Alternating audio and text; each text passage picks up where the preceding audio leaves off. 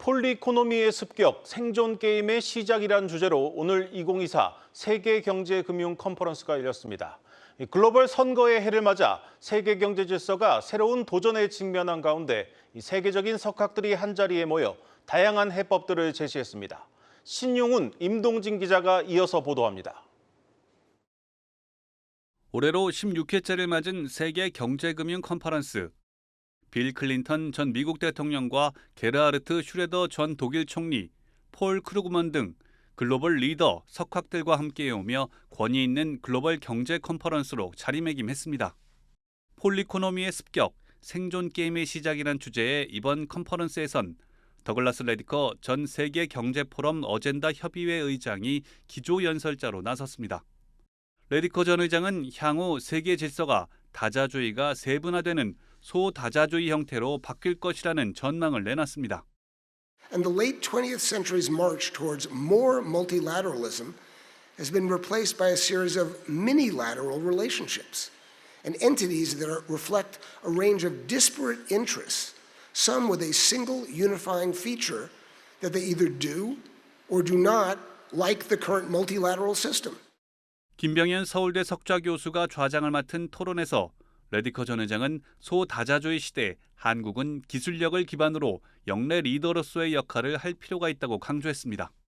I were to advise Korea on a strategy broadly. Korea, particularly at this point in time, given that risks of engaging too strongly with China or with other blocs. 함께 토론에 나선 이대식 태재미래전략연구원 실장은 소다자주의로의 진행은 탈세계화가 아닌 재세계화의 관점에서 접근해야 한다고 꼬집었습니다. 디바이드 됐지만 커넥트드 된 세계에서 우리가 중요한 연결고리가 되면서 그걸 중심으로 블록과 블록을 연결하는 소다자주의를 지향해야지 이분법적으로 어느 진영에 들어가느냐라고 해서는 우리에게도 미래가 없다라고 생각이 됩니다. 소다자주의를 좇아 급격하게 정책을 선회하기보다 기존의 교역 관계를 증진시키면서 새로운 기회를 모색해야 한다는 겁니다. 우리 정부도 즉각적인 정책의 전환은 경제의 지속 가능성을 저해하는 만큼 균형 잡힌 정책을 추진하겠다고 강조했습니다. 무엇이든 원하는 것은 당장 하겠다는 것은 경제의 지속 가능성을 갉아먹습니다. 우리는 개개인의 문제에 신속하게 해결해야 하는 동시에 경제의 지속 가능성을 훼손하는 파퓰리즘에 대해서는 원칙을 갖고 단호히 대처해야 합니다. 세계 40억 명이 투표장으로 향한다는 슈퍼선거의 해. 이번 세계 경제금융 컨퍼런스에선 급변하는 글로벌 경제 구조의 변화에 대응하기 위한 다양한 정책적 대안들이 모색됐습니다. 현재 글로벌 금융시장의 가장 큰 화두는 미국의 금리 인하 시기입니다. 2024 세계 경제금융 컨퍼런스에 참석한 석학들은 당분간 금리 인하는 쉽지 않을 것이라고 전망했습니다. 시장의 기대가 크지만 예상보다 높은 인플레이션이 발목을 잡고 있기 때문입니다. The U.S. inflation is a long-term phenomenon. Labor shortage is due to baby boomers retiring and the declining birth rate over the past decades. It's going to affect the labor market for a long time to come. 다만 바이든 대통령이 미 대선을 앞두고 경제 성과를 내세우기 위해 금리 인하를 압박하고 있어 피벗이 연내 이뤄질 가능성은 크다는 진단입니다.